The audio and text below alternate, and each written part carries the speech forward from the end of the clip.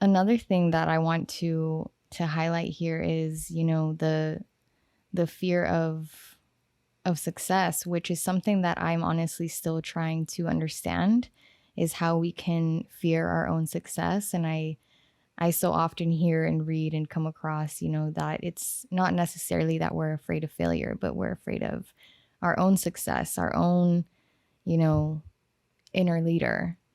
And I know that that's something that you have brought forth in your community. And I'd like to ask you to um, kind of bring more light to that notion. Yeah. Yeah. Happy to. Yeah. I sigh in part because there's just so much here. And I'm just like breathing into it.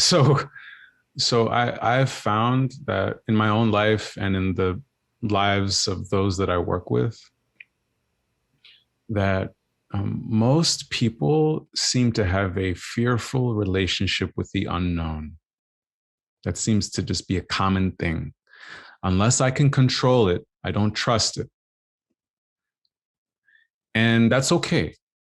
That's all right. But you're not a bad person. I'm not a bad person because I have an attachment to control and I have a resistance to surrender. I'm not a bad human. And we get to consider that the greatest possible outcome of my ambition, the greatest possible happening for me pursuing my vision, claiming it, creating some space to crystallize it and envision it, to intention. Like one of the greatest possible outcome is what? And I find that people actually are resistant to even asking themselves, what do I imagine? What do I want? Here's a news flash. You came to this planet to dream something that is yet to be. Very few of us come to this planet to look at yesterday and live there. We have historians. We need historians.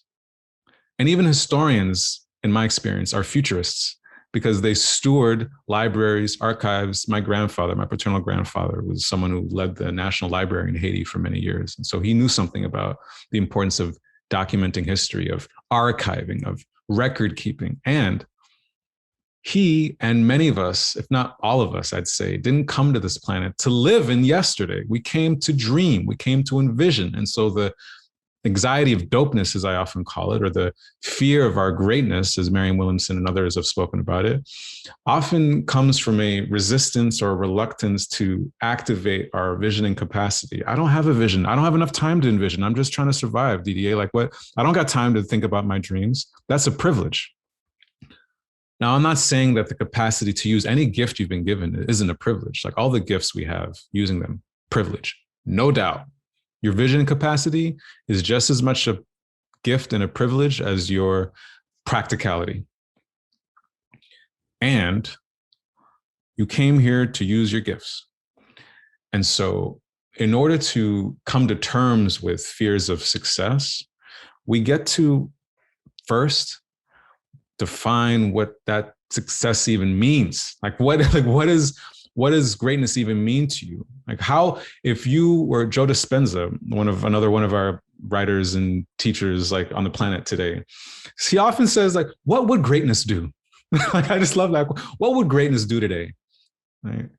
And I just love that question.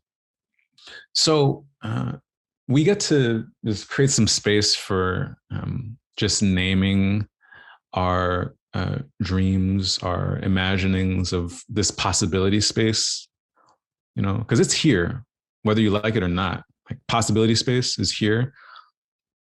The quantum field, it's becoming normalized in the culture these days. It's happening. Like just look at Marvel movies, everything everywhere all at once. Like there are lots of cultural gestures towards our relationship with the quantum. So like we came here to be in relationship with it. And so we get to start to name some things, pick up a paintbrush, pick up a pen, like what do you intend? Like what would it look like, right? And then we can address some of your anxieties, some of your concerns, some of your like one step is just to name the damn thing. Like what is it that you want? And For those who have trouble just asking for what we want, I just feel compelled to normalize that too, because some of us don't know what we want. And when we do know what we want, we find it's hard to even ask for it. Well, I'm here to say you get to ask for what you want. You get to engage this thing called desire. It happens to be my namesake. And that's part of why I'm here, I believe, also to support people to come into relationship with desire. Name it. And the moment you name it, you put your hands on that driving wheel and see what happens. Yeah. Yeah.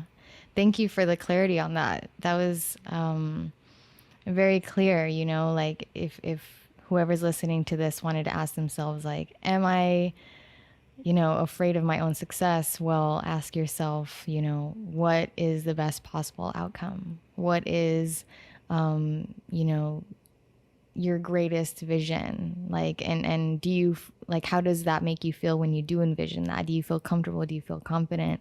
You know? So that's very clear. And I appreciate that. That makes a lot of sense. Yeah, thanks for playing that back. Another one of my teachers and trainers, Jean Marie Jobs, she says, yeah, and catastrophic thinking is so seductive. I mean, she says something like this. It's so seductive, catastrophic thinking. So the moment we say this inevitable catastrophe will happen, and I'm afraid of it, if I get after it, if I try to get that promotion, if I try to get that new job, or if I try to enter this new relationship, or try to whatever, it's just scary. I'm going to be alone. It's lonely at the top, whatever. Okay. Catastrophic thinking. Okay. No problem. You're not bad because of it. It's human. That's worst case. What's best case? What's probable? Yeah. And then we can still, just plan and strategize for that. Yeah. Yeah. Yeah. Allow yourself to, because a lot of us do have that tendency to think of like, the worst possible outcomes, but we're deserving of allowing ourselves to explore the best possible outcomes too. Yeah. Yeah. And we can be pragmatists as we do it. Like you can have your feet on the ground as you look at the clouds. Like you don't need to be a unrealistic anarchist, just isolated human. Right. And that's not a knock to any anarchists in the building listening. I appreciate you and what you're up to. And right, we don't need to be isolated.